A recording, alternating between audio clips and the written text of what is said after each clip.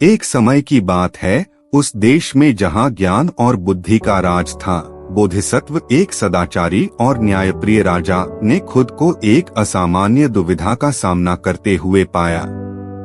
उनका शाही बागीचा, जो प्राकृतिक सौंदर्य से भरपूर है, हाल ही में एक जंगली और मनमोहक मृग का घर बन गया है।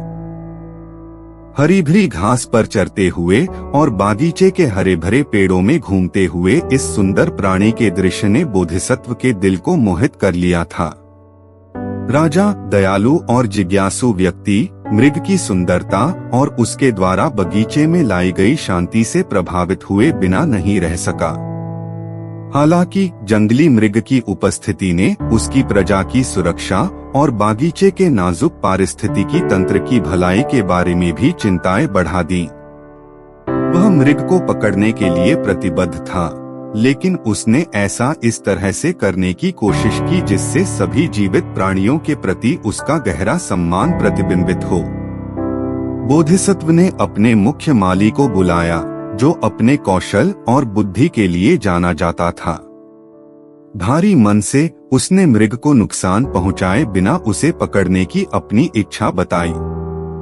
माली करुणा के शाही मूल्यों को कायम रखते हुए राजा की इच्छाओं को पूरा करने के लिए उत्सुक था। उसने चुनौती को शालीनता से स्वीकार कर लिया। माली ने समस्या पर विचार किया। उसका दिमाग मृग के तेज कदमों की तरह दौड़ रहा था। वह जानता था कि उस मायावी प्राणी को पकड़ने के लिए उसे धैर्यवान और चालाक दोनों होने की आवश्यकता होगी। कई दिनों के चिंतन के बाद उन्होंने एक योजना तैयार की जिसका उद्देश्य बोधिसत्व के दया और अहिंसा के सिद्धांतों को मूर्त रूप देते हुए बिना किसी नुकसान के मृग को पकड़ना था। माली का पहला कदम बगीचे की हरी भरी घास के टुकड़ों में शहद फैलाना था और मृग की रुचि को बढ़ाने के लिए आकर्षक जाल बनाना था। जंगली मृग अपनी स्वाभाविक जिज्ञासा के कारण मीठे चिपचिपे शहद के प्रलोभन का विरोध नहीं कर सका।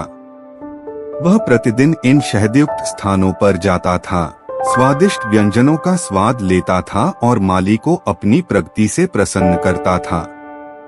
जैसे जैसे मृग दिन ब दिन शहद वाले स्थानों पर लौटता गया, उसने शहद की उपस्थिति को एक आनंददायक दावत के साथ जोड़ना शुरू कर दिया।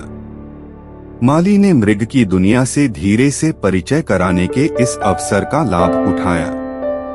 सबसे पहले उसने अपनी दूरी बनाए रखी, जिससे डरपोक प्राणी उसकी सौम्य उपस्थिति का आदी हो गया। धीरे धीरे लेकिन निश्चित रूप से एक बार शर्मीले मृग ने माली पर भरोसा करना शुरू कर दिया। जैसे जैसे दिन हफ्तों में बदलते गए, माली शहद वाले टुकड़ों के करीब पहुंचता गया। हर कदम पर उसने मृग के आराम के स्तर को मापा, यह सुनिश्चित करते हुए कि वह उसकी उपस्थिति में सुरक्षित महसूस करे। माली का धैर्य और दृढ़ता सचमुच अद्भुत थी।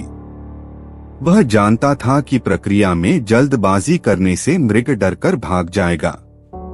यह उसके अटूट समर्पण के कारण ही था कि मृग ने धीरे धीरे अपनी शर्मिंदगी खो दी, जिससे माली को और करीब आने की अनुमति मिल गई।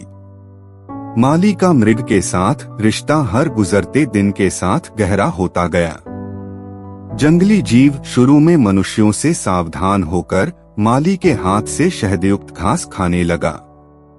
उनके बीच जो विश्वास पनपा था वह धैर्य, सौम्यता और मानव हृदय की असाधारण क्षमताओं की शक्ति का प्रमाण था। अपने रिश्ते में इस उल्लेखनीय बिंदु पर पहुंचने के बाद माली ने फैसला किया कि अब उसकी सरल योजना के अंतिम चरण को क्रियान्वित करने का समय आ गया है। उसने शहद से भरी लौकी को अपने कंधे से लटका लिया और ताजी घास का एक गुच्छा अपने कमर के कपड़े में छिपा लिया। माली की पोशाक प्रलोभन का एक सूक्ष्म आयोजन थी, जिसे मृग की अटूट रुचि सुनिश्चित करने के लिए बनाया गया था। लौकी से शहद टपक रहा था और उसके पैरों के पास शहद भरी घास का रास्ता था। माली मृग से दूर जाने लगा। शहद की मनोरम सुगंध और माली के सौम्य साहचर्य से मदहोश मृग उत्सुकता से उसका पीछा कर रहा था। उसकी आंखें सामने के मनोरम दृश्य पर टिकी थीं। माली का रास्ता उसे भव्य शाही महल, भव्यता और समृद्धि का स्थान से होकर ले गया। मृग अपने परिवेश से बेखबर और मधुमय आनंद के विचारों में खोया हुआ महल के वैभव से अनभिज्ञ अपने नए दोस्त का पीछा करता रहा। जैसे ही वे महल के प्रवेश द्वार के पास पहुँचे, माली ने उस पल का फायदा उठाया और एक अच्छी तरह से योजनाबद्ध योजना की सटीकता के साथ तेजी से उनके पीछे के भव्य दरवाजे बंद कर दिए। महल के अंदर डर और भ्रम की स्थिति पैदा हो गई, क्योंकि भयभीत मृग, जो अब राजा के निवास की भव्यता में फंस गया था, इधर उधर भागने लगा। असामान्य गड़बड़ी से सतर्क बोधिसत्व हंगामे के स्रोत की जांच करने के लिए अपने कक्ष से नीचे उतरे।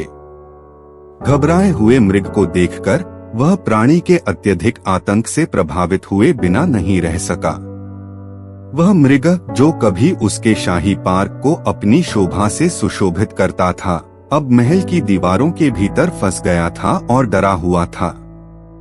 राजा का हृदय, जो सदैव दयालु था और दया तथा अहिंसा के सिद्धांतों द्वारा निर्देशित था, जंगली जीव के प्रति सहानुभूति से भर गया।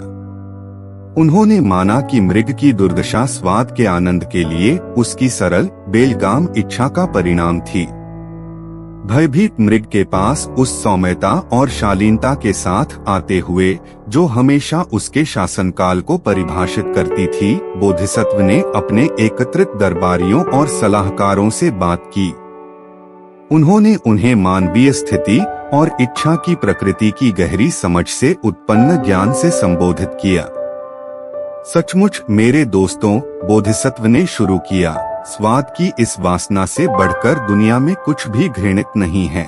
उनके शब्दों में सच्चाई का पुट था जो उपस्थित लोगों को गहराई से प्रभावित करता था और उन्हें इच्छा के खतरों और इससे होने वाले कष्ट की याद दिलाता था। उस पल में बोधिसत्व ने एक निर्णय लिया जो करुणा और ज्ञान का एक स्थायी उदाहरण स्थापित करेगा। भयभीत मृग पर दया करते हुए और यह पहचानते हुए कि उसकी पीड़ा उसकी अपनी इच्छाओं का प्रत्यक्ष परिणाम थी, राजा ने मृग को रिहा करने का आदेश दिया। उसी शांति और सौम्यता के साथ जिसके कारण मृग को पकड़ लिया गया था, बोधिसत्व ने यह सुनिश्चित किया कि जंगली जीव को महल की सीमा से मुक्त कर दिया जाए। मृग अब डर से नहीं कांप रहा था, बल्कि कृतज्ञता की भावना के साथ शाही पार्क के अभयारण्य में लौट आया, जिसे वह इतने लंबे समय तक घर कहता था। बोधिसत्व, जंगली मृग और बुद्धिमान माली की कहानी एक पोषित कहानी बन गई। यह कहानी धैर्य, सौम्यता और अनियंत्रित इच्छा के खतरों के प्रमाण के रूप में पूरे देश में साझा की गई। यह उस गहन ज्ञान की याद दिलाता है जो एक दयालु राजा के हृदय में पाया जा सकता था, जो सभी जीवित प्राणियों की भलाई को महत्व देता था।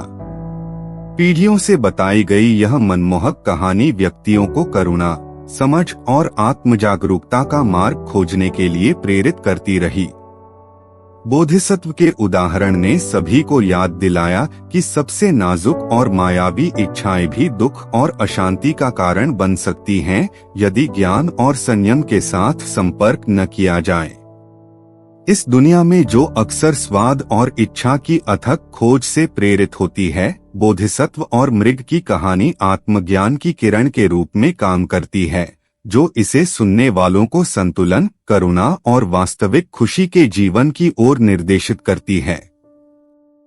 कहानी ने उन्हें सिखाया कि जीवन का सच्चा खजाना क्षणभंगुर सुखों में नहीं बल्कि दयालुता और ज्ञान में पाया जा सकता है, जो दिल और आत्मा को स्थायी शांति दे सकता है।